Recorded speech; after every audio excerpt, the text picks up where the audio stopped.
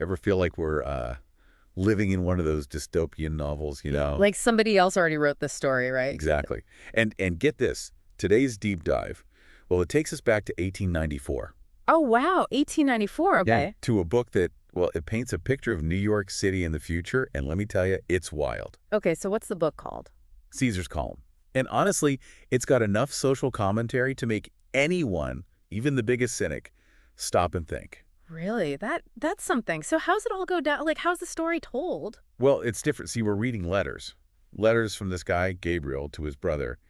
He's describing this futuristic, at least to them, 1988 New York City. So it's like we're peeking into the past, but a past that's thinking about the future. You got it.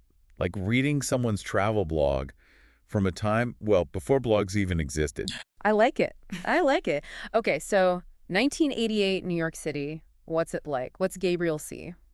Okay, so at first, he is just floored by the technology. We're talking New York City lit by the aurora borealis, electric trains running underground, even, get this, air travel. Wow, Donnelly was really thinking ahead with some of that. Right, it's like he bottled up that late 19th century awe at all the new technology that was popping up. Yeah, but there's always a but, isn't there? Always. And this is where Donnelly throws a real curveball. That initial wonder, yeah, it doesn't last. What happens? Like Gabriel steps off this futuristic train and walks right into, well, a scene from a social commentary thriller. So not the shiny utopia he might have expected. Not even close. It's like walking through Times Square today and turning a corner to find, I don't know, some stark Dickensian reality. Donnelly doesn't hold back.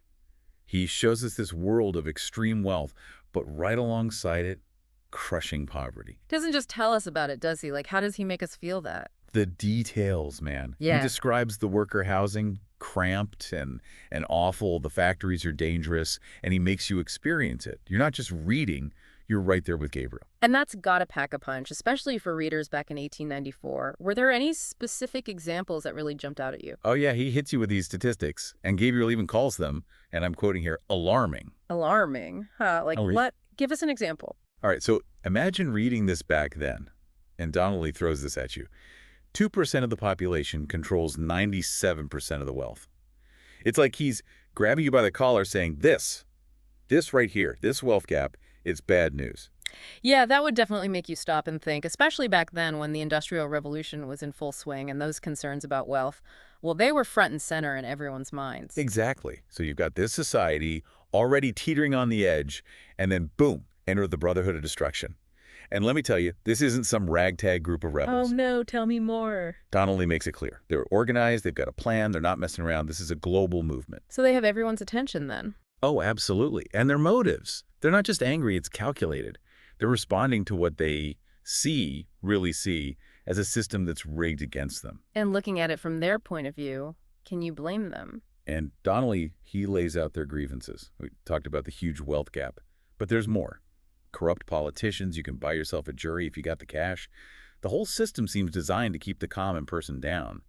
It makes you wonder, wouldn't you be tempted to join the revolution? It's like he's laying out this moral dilemma, forcing us to ask ourselves some hard questions. He's not saying violence is the answer, but it makes you confront that possibility, the one where a society just fails its people so badly that their only option is to burn it all down. And that's where I had to put the book down for a minute. Yeah. I mean, it's like, is Donnelly a time traveler? This feels way too familiar. But before we get lost in our own anxieties, let's stick with Donnelly's world for a bit longer. So we've got the setup right. This future New York, the technology, the stark inequalities, the simmering revolution. But what I find really interesting is how Donnelly contrasts the revolutionaries with the ruling class.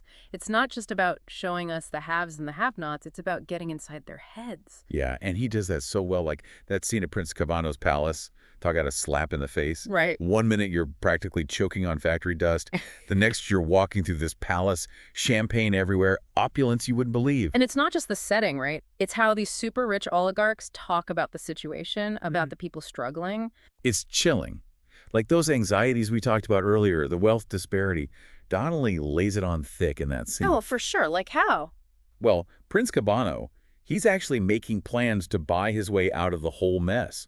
Thinks throwing money at a societal meltdown will make it magically disappear. The ultimate insulation, right? Money as a shield from reality. Exactly. And it's such a perfect way to show just how out of touch these people are. They're so used to getting their way, they can't even fathom that money might not solve everything. Which, of course, Donnelly makes clear is not the case. No one, not even someone with Cabano's wealth, can escape the fallout of a society collapsing in on itself. No one. And that brings us to those two opposing forces Donnelly sets up. You've got Gabriel the outsider, who still thinks they can reason with these people, maybe even reform the system from within. Still clinging to that hope for a peaceful solution. And then there's Max. He's part of the Brotherhood, and he sees violence as the only way. He's got this whole plan for a utopia, but to get there, well, let's just say it involves some pretty drastic measures. It's that age-old question, right? Can a system built on such deep inequality ever truly be reformed? Gabriel, he represents that idealist hope, the dream of a world where wealth is shared and everyone has a chance. Right, but then there's Max. He's seen the underbelly of this world, the way it chews people up and spits them out, and he's not buying it. He thinks it's naive, a pipe dream in a world designed to crush those who dare to hope. And Donnelly, he doesn't shy away from showing us what that kind of disillusionment can lead to. That night of the uprising, the revolution, it's brutal, chaotic. The city is consumed by violence. And the details, man. Donnelly describes airships raining down poison, battles raging in the streets, and at the center of it all, this gruesome symbol, Caesar's Column. Caesar's Column, now that's an image. This monument, but it's built from the bodies of the elite they killed. It's a chilling reminder that even revolutions fought for what seem like the right reasons, they always come at a cost. Always. And it circles right back to that question Donnelly keeps raising. What happens when a society reaches a breaking point? Is tearing it all down the only way out? Right, like is that the only solution left at that point? But even with all the carnage, Donnelly offers this glimmer of hope. This small group, including Gabriel, they manage to escape the city. They get out just as everything's falling apart. And where do they end up? Of all places, Uganda. And get this, they start this whole new society, and they ditch money completely. Ditch money. Well, at least gold and silver. It's like Donnelly took that saying, money is the root of all evil, to heart, you know? Seriously. But it makes you think, right?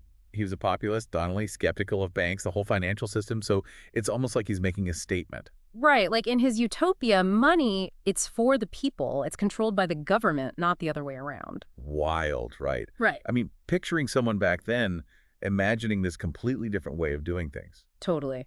But it's more than just the money, isn't it? This Ugandan society, it's like the opposite of everything wrong with New York. A complete 180. No more greed, no more corruption. It's like Donnelly hit the reset button. Exactly. He contrasts that, all the jewels and fancy palaces, with this almost shocking simplicity. It's all about shared resources, making sure everyone's taken care of, education for everyone. It's like he's saying, look, this is what happens when you put people first, when it's not all about profit and power.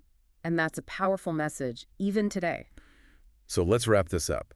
Donnelly gives us this warning, this peek into a future where everything goes wrong, greed wins, and the whole system collapses. But he also gives us hope, right? Like, maybe, just maybe, there's another way. And that's what makes Caesar's Column more than just, you know, a dystopian story. It's like he's shaking us, saying, wake up, look around, are we headed down the same road? Because let's be honest, it does feel familiar, doesn't it? The gap between the rich and everyone else, the political scandals, this feeling that the system just isn't working. He was writing over 100 years ago, but it's like he could see the future, or at least a possible future, one that feels all too real. And that's what we have to think about, right? The future's not set in stone. Donnelly reminds us of that. We have a say in how this story ends.